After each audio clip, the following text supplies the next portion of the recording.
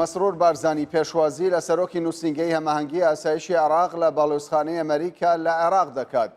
ئەمڕۆ مەسرور بارزانی راوێژکاری ئەنجوومەنی ئاسایشی هەرێمی کوردستان پێشوازیی لە جەنەراڵ برێتلی بێكه سەرۆکی نووسینگەی هەماهەنگی ئاسایشی عێراق لە باڵیۆزخانەی مریكا لە عێراق و شاندی یاوەری کرد. ڕایگەیان لە پێناو بەدیهاتنی ئاشتی و سەقامگیری پێویسته یەکتری قبوڵ بکەین و گفتوگۆی ڕاستەوخۆ لەسەر کۆی پرسەکان بکەین.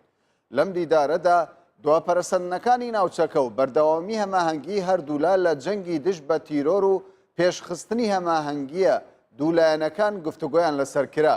لەو بارەیەوەش ڕاوێژکاری ئەنجوومەنی ئاسایشی هەرێمی کوردستان دووپاتی لە هەماهەنگی نێوان پێشمەرگە و هێزەکانی هاوپەیمانان کردەوە. ڕاشی گەیان بە پێی دەستور پێشمەرگە هێزێکی دەستوریە پێویستە تەواوی پێداویستییه سەربازیەکان و مافه داراییەکانی بۆ دابینبكرێن. پەیوەند بە جێبەجێکردنی مافەکان مەسرور بارزانی ئاماژەی بەوەدا هەرێمی کوردستان ئەرکە دەستوریەکانی جێبەجێ کردووە لە بەرامبەردا پێویستە مافە دەستوریەکانیشی جێبەجێ بکرێت. لە بەشێکی دیکەی ئەو دیدارەدا باز لە میکانزمی بەڕێوەبردننی ناوچە کوردستانیەکانی دەرەوەی ئیدارەی هەرێمی کوردستان و جێبەجێکردنی مادەی 140 دەستور کرا. ئاماژە بەوە درا کە بە چارەسەری بنەڕەتی کێشەکان دەتواندرێت زەمینەی سەرهەڵدانەوەی تونوتیژی لە دەڤەرەکە لەناو ببات.